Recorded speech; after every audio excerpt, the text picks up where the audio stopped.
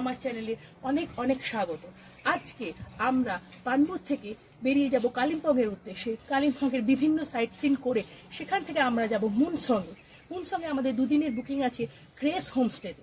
তাহলে কালিম্পংয়ে আমরা কি কি দেখলাম, কোথায় কোথায় সাইট সিন করলাম, সব ডিটেলস আপনাদের সাথে যেমন শেয়ার করব, সঙ্গে আমাদের মুনসংয়ে গ্রেস হোমস্টের সমস্ত ডিটেলস, কিরকম তার ভিউ, কিরকম তার রুম, তার সমস্ত খরচা, সমস্ত ডিটেলস আপনাদের সাথে শেয়ার করব। তাহলে কি আমার সাথে এই ভিডিওটা দেখতে থাকুন। তার আগে একটা কথা বলি, আমার ভিডিও যদি আপনাদের ভালো লাগে তাহলে আমি জানি আপনারা আমার চ্যানেলটাকে অবশ্যই সাবস্ক্রাইব করবেন, আর আমার এই ভিডিওটি আপনার বেশি বেশি লাইক আর শেয়ার করে আপনাদের বন্ধু বান্ধব পাড়া প্রতিবেশী সবার মধ্যে ছড়িয়ে দেবেন, যাতে তারাও এই যে আমি অফবিট কালিম্পংয়ের যে সিরিজটা বানাচ্ছি, পানবু, মুনসং, রেলিং, সমস্ত, যাতে তারাও সেই প্লেসগুলো সম্বন্ধে জানতে পারে এবং বেড়াতে আসতে পারে। তাহলে হ্যাঁ, বেল আর নোটিফিকেশান আইকনটা কিন্তু ক্লিক করতে একদম ভুলবেন না, তাহলে আমি যখনই কোনো ভিডিও আপলোড করব সঙ্গে সঙ্গে আপনাদের কাছে নোটিফিকেশান চলে আসবে। তাহলে আসুন দেখতে থাকুন। আজকে আমরা পানবু থেকে মুনসংয়ের দিকে যাব, আর যাবার পথে কালিম্পংয়ের কিছু সাইট সিনও করে নেব। আমরা এখন কালিম্পংকে ডেলো পার্কে এসে উপস্থিত হয়েছি। এটা একটা সুন্দর সাজানো গোজানো পার্ক। কালিম্পং টাউনের হাইয়েস্ট পয়েন্ট হলো ডেলো হিল, আর সেই ডেলো হিলেরই মাথার ওপরে অবস্থিত এই ডেলো পার্ক, যেটি ডিফারেন্ট টাইপস অফ ফুলের জন্য খুব বেশি বিখ্যাত। কিন্তু আমরা এমন একটা সময় গেছিলাম যে সেই সময় ফুল খুব একটা আমরা দেখতে পাইনি।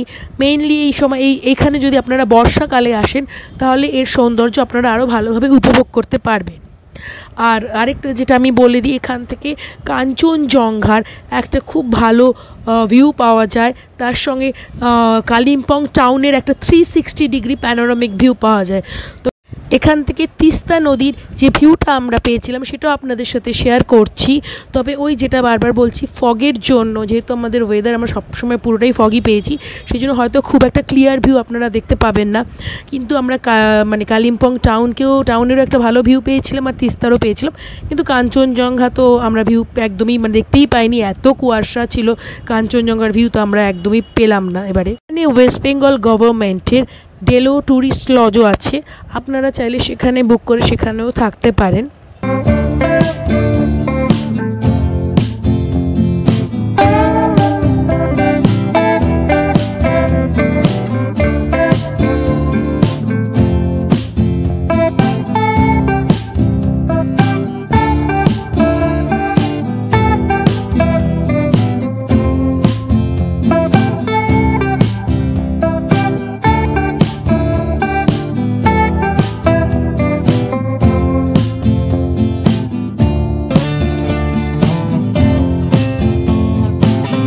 এখন কালিম্পংয়ের সায়েন্স সেন্টারে এসে পৌঁছেছি।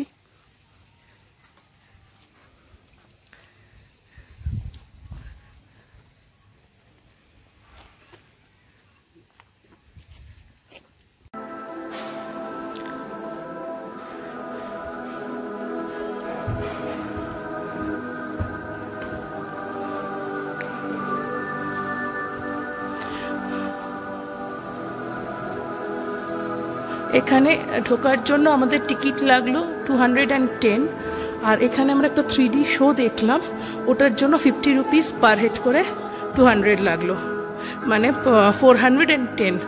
আর যদি 3D শোটা দেখতে না চান তাহলে 210 আমাদের লেগেছে, গাড়ি প্লাস 4 জনের এন্ট্রি ফি নিয়ে। আমরা যে 3D শোটা দেখলাম ওটা ডায়নোসরাসের ওপরে ছিল, আমাদের সেরকম কিছু লাগেনি। স্পেশালি কলকাতার সায়েন্স সিটিতে স্পেস থিয়েটারে যারা শো দেখেছেন তাদের সেরকম কিছু লাগবে না। তবে আমাদের সাথে যেহেতু বাচ্চা ছিল আর তাদের জন্যই আমাদের এটা দেখতে হয়েছিল, তো আপনারাও বাচ্চা থাকলে এটা দেখতে পারেন।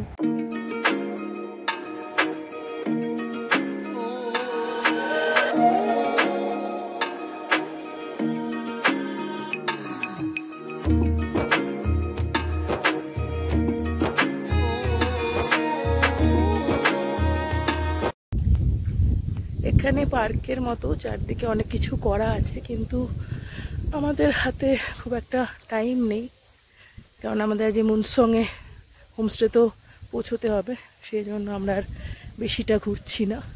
আপনাদের হাতে টাইম থাকলে আপনারা ঘুরে দেখতে পারেন।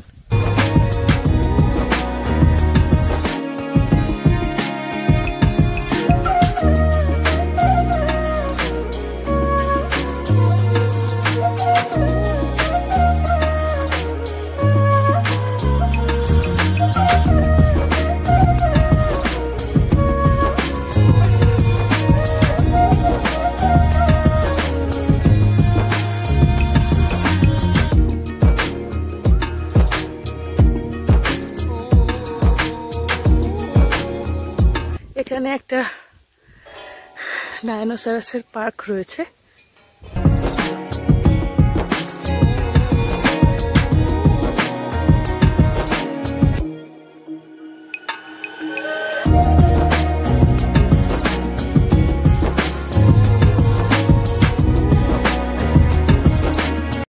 আমরা চলে এসেছি কালিম্পংয়ের বুদ্ধা পার্কে।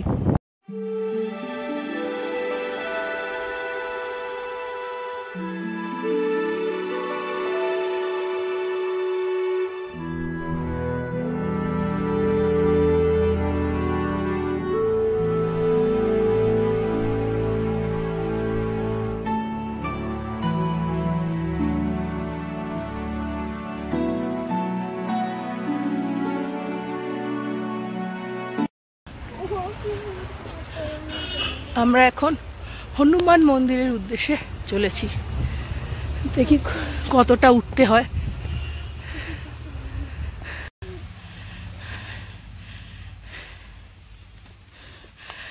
ওই যে নিচে রাস্তা, ওখান থেকে আমরা চলেছি।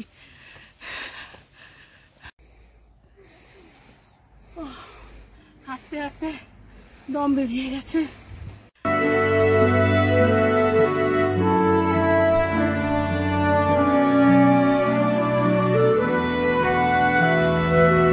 অ্যাট লাস্ট হাঁপাতে হাঁপাতে আমরা পৌঁছে গেছি হনুমান মন্দিরে।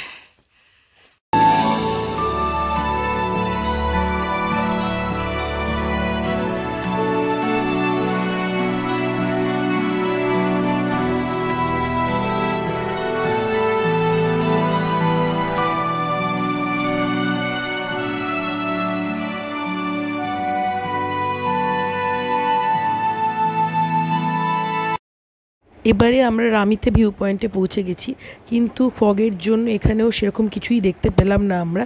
তাই আমরা এখন আস্তে আস্তে রামধুরার দিকে এগিয়ে চলেছি। রামধুরা ছাড়িয়ে তারপরে আমাদের মুনসং আসবে।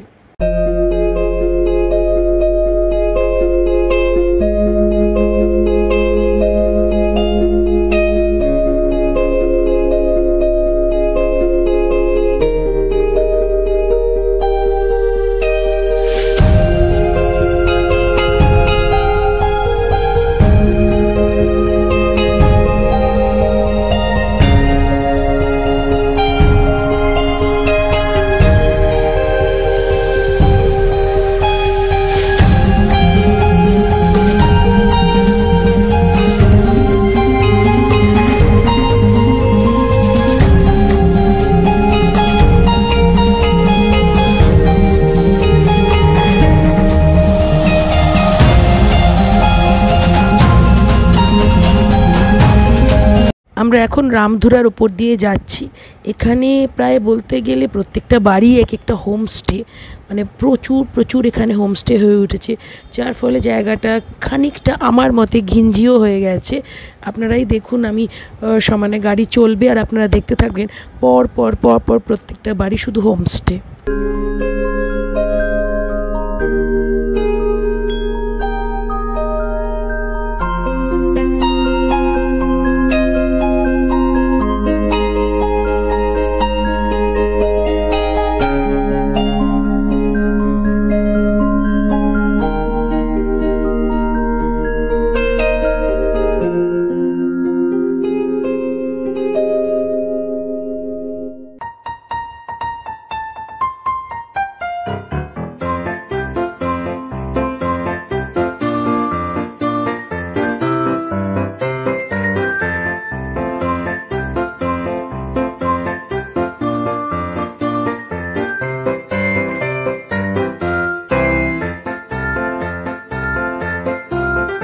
আমরা রামধুরা ছেড়ে এগিয়ে চলেছি মুনসংয়ের দিকে।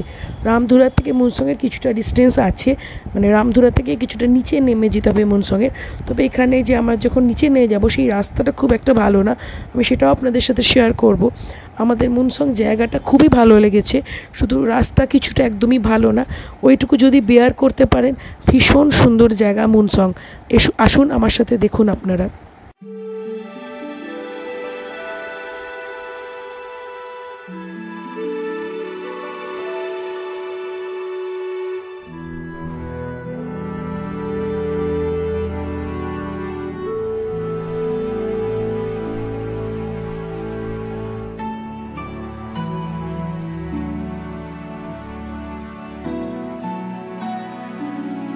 দেখুন, আমি এই খারাপ রাস্তার কথাই বলছিলাম।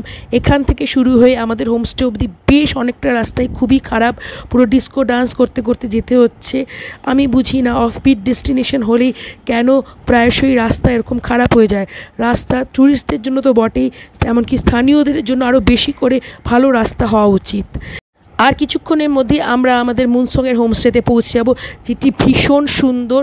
তো আমার নেক্সট এপিসোডে আমি আমার মুনসংয়ের হোমস্টের সমস্ত ডিটেলস নিয়ে আপনাদের জন্য আসছি, সমস্ত ইনফরমেশান ওই ভিডিওটাতে শেয়ার করব।